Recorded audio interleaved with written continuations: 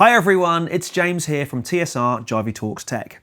Now in this video, I'm going to expose some music tech and, well, high-tech industry generally, home truths. I'm going to give you a little insight into the world of product development, and we're going to talk about something very controversial, and all of that in just one video. So here we go.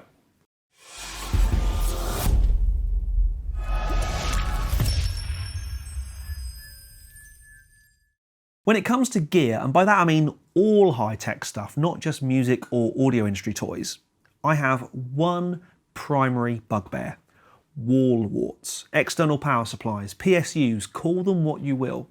You know, those little boxes that come with your latest thing that allow them to be powered from the mains.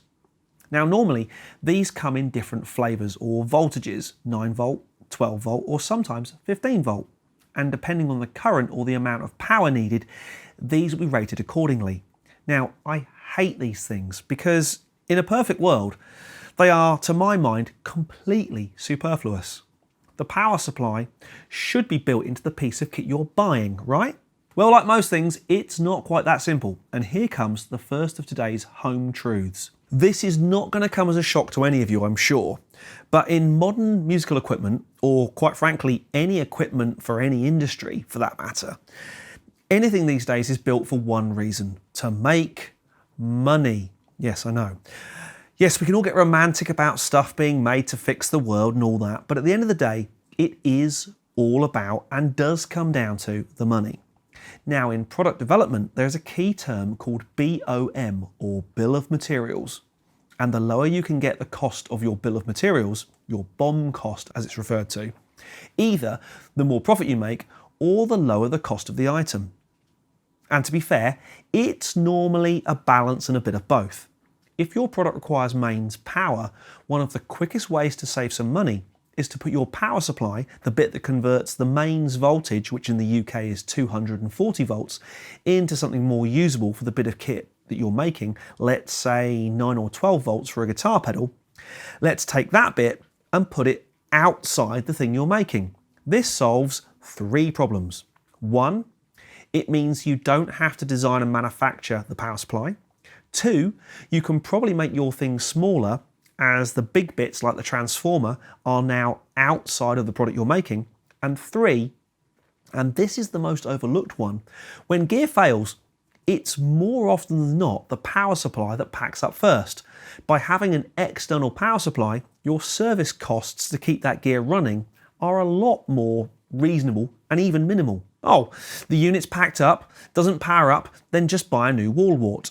Now, I'm simplifying things here massively, I know, but I hope you get where I'm coming from. And yes, I know that different parts of the world use different mains voltages, so you need to make different versions of your product to work in different parts of the world. Well, these days, that's not technically true, but okay, we'll go with it. However, there is one major problem with many of these cheaper, and by that I mean the PSUs, power supplies, that are often included in the box with the kit you buy. The problem is, they do nothing to help the sound of the device that you've bought. And in many cases, due to their crappy components and poor design, they actually make your musical kit sound worse. However, and I knew you knew this was coming, there is another way. The team at Silent Power, a division of iFi, have a range of external power supplies to suit not only your gear, but also your pocket. Now, I'm not going to sit here and tell you that swapping the power supply on all my pedals in my board gave me some kind of out-of-body experience and turned the sound of a £75 pedal into the sound of a £1,000 amp. Am I brain dead? Well, no. But am I going to tell you that swapping the power supply on a couple of key pieces of kit in my board made an audible difference? Well, actually, yes I am. The iPower range from Silent Power features 3 products. iPower Elite, priced at £299, iPower X at £119, and iPower 2 at £79. I plugged the iPower 2 9 volt version into my Eventide H90, so that's a £79 power supply into a product that runs at around about £799. Let's call it 10% of the value. As a comparison, I googled the cost of an Eventide PSU, and that was £16. And remember, they're making money on that too.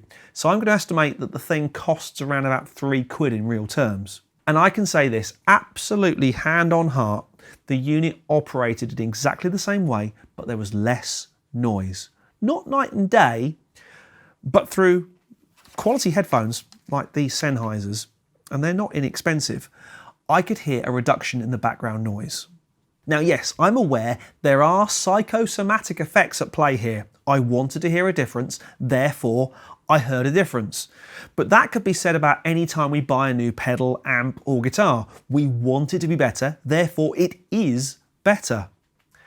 So a little about the iPower 2. Why is it better than the generic out-of-the-box PSU?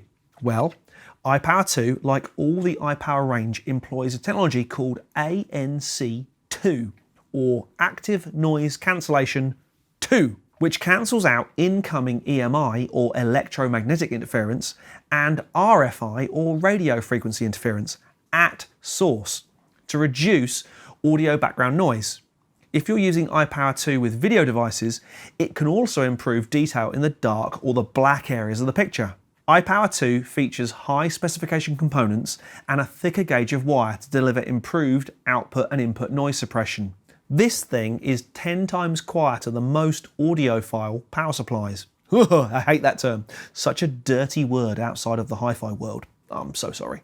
So what you really want now is a demonstration, yes? Well, I'm sorry, I can't. The compression algorithms that allow this video to be broadcast to you via the internet mean that any audible benefit is quite literally lost in translation. Hold on a moment there, James from 2 weeks ago. This is James from right now talking. If that's not going to confuse you, I'm not sure what is.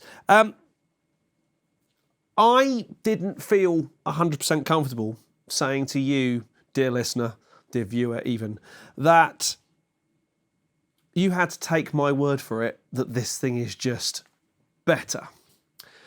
So when I said to the guys at iFi, how do I prove that this is better, knowing full well that, you know, YouTube and all the compression algorithms that go into this stuff is just trying to get rid of noises and all that sort of thing.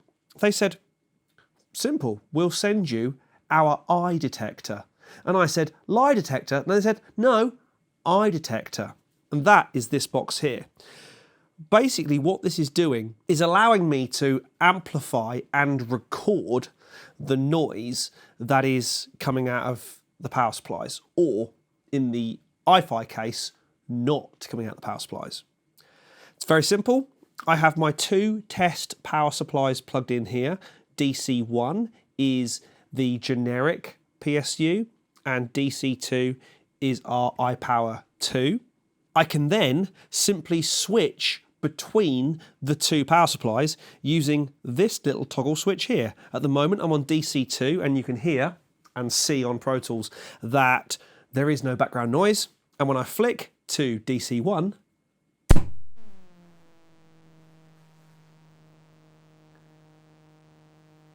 it's not even close. It's not even the same ballpark.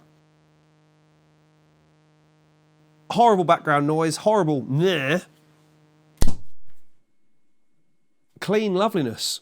Now, those of you cynics out there who think that there's something going on in here that's making horrible noises, watch carefully.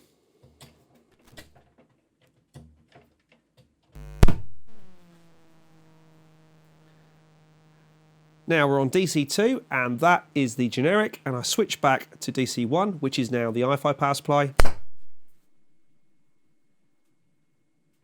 Nothing.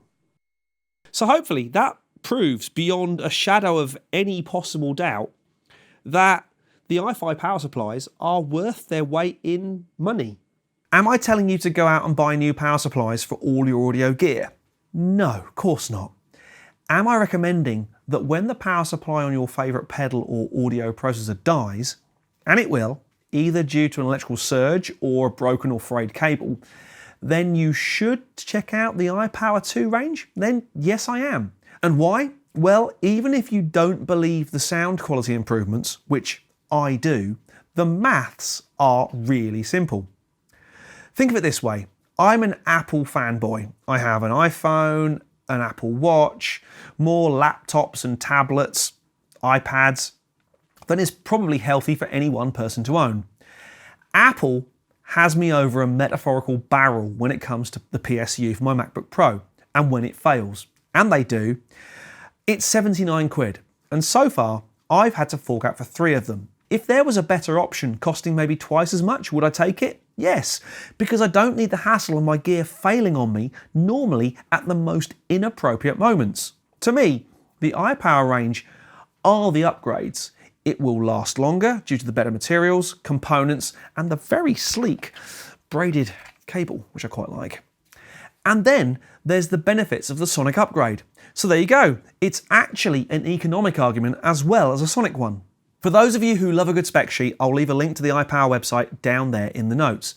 And if you did enjoy this video, please do like, subscribe, and hit the bell to be kept in the JTT loop. But for now, my name's James Ivey from TSR Jivey Talks Tech, and I'll see you again very soon.